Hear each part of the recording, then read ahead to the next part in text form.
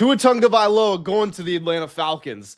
Very interesting roster construction approach by the Falcons here.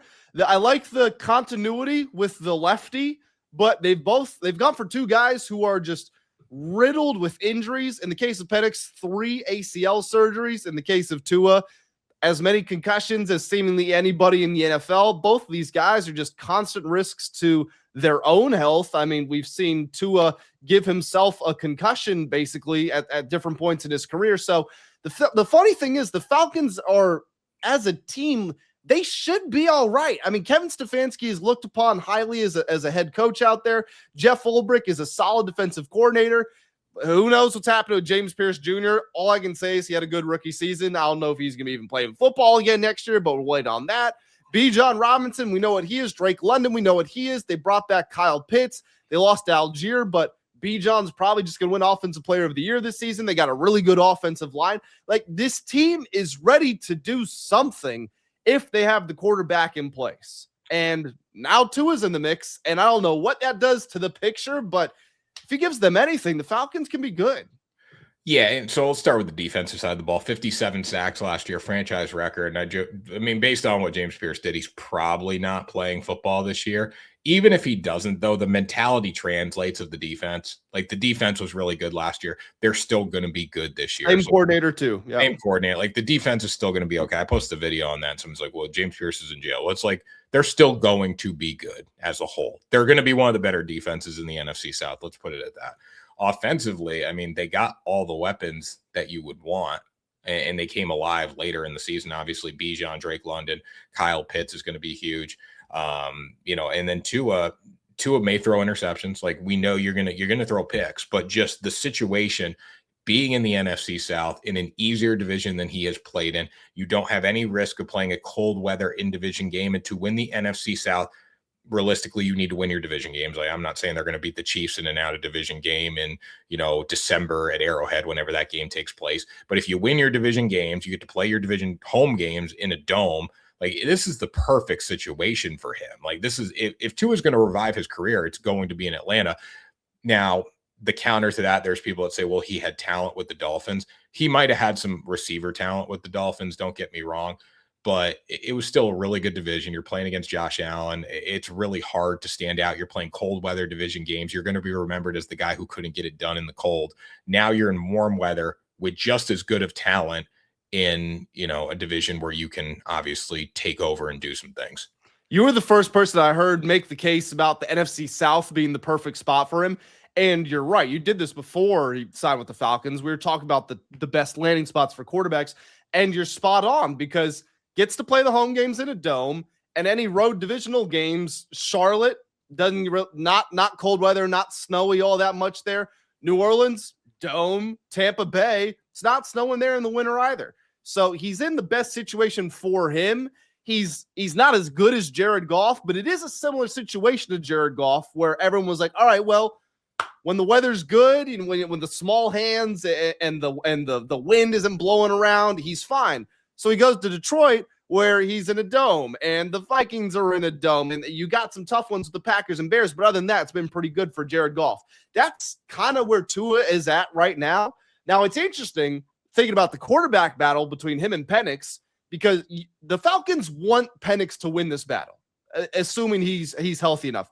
They want him to win the battle because he's got physical advantages. Tua doesn't. He's taller. He's stronger. He's got the big arm. He's younger, although he was an old rookie, and he's their draft pick. He's cheaper for the moment being. They should be able to keep him under wraps for longer. But Tua, for as bad as Tua has been recently, he's a better NFL quarterback than Michael Penix Jr. is right now. So there is pressure on Michael Penix to up his game, and also there's pressure on the Falcons front office because what happens if you go through this year, Tua gets to play, he's better than Michael Penix. At that point, you feel like you've got to extend Tua, and that means that you've ostracized Penix and you've wasted the 8th overall pick. See, I don't hate Tua being better than Penix because I still think you're going to get a little value for Penix in a trade. Like if you say, hey, Tua is better, and Penix, when he does play in the preseason, he doesn't expose himself, but Tua is the guy.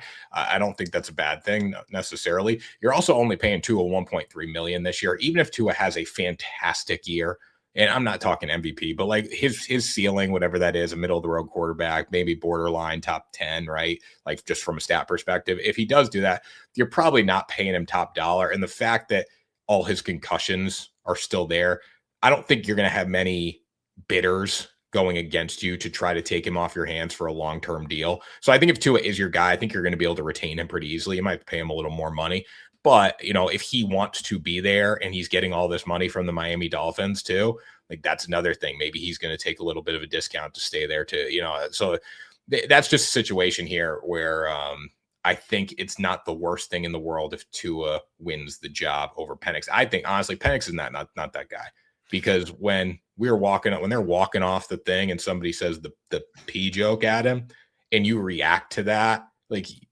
you're not that guy. Ironically, Tua could end up let's say Tua does play and he does play well and the Falcons want him around. He probably would then stumble into that Sam Darnold type of deal at $30-40 million, something like that. And that seems to be the blueprint where if you've got a solid quarterback, pay him middle of the road money and hope he does enough and then go build a team around him. So the Falcons could stumble their way into that. He's like one concussion away though from like not being able to function as a human being. Like that's the scary part of this. Like, so you can give him all the money in the world, but one more concussion and you just don't know how he's going to react either. Agreed. Well, any Falcons fans watching this, whoever we got, what are your guys' thoughts? I saw the most hilarious clip of a Twitter space with Falcons fans, and you saw the one where he's screaming. They're so angry. The Falcons fans are so mad over this. I don't know why. You're getting if you liked Penix, you're getting a backup for $1.3 million. Just picture that. If you think Penix is the better quarterback and you were happy with him as your quarterback, you're getting a backup for $1.3 million. So why are you upset about it? I think it's the combination that I can't remember them signing anyone else, and the guy that got us Tua. Like that, it doesn't really make you excited about the upcoming season. There was a tweet. Let's see if I can find it real quick. I gotta cut out the N words in them, but it was basically our quarterback room consists of an N with no knees, an N who is a concussion away from Jesus, and an MF getting paid $180 million to watch the first two ends. I mean, it's pretty spot on there. 3 million view tweet. Kirk Cousins' agent is a legend, man. Yeah, he is. Kirk's good. I would rather have Kirk than both of them, honestly. At 37 or 38 years old, whatever he is. Based on how he played last year, he's better than Penix. He's better than Tua, Well, interesting times for the Falcons. We'll see what happens then. Yeah.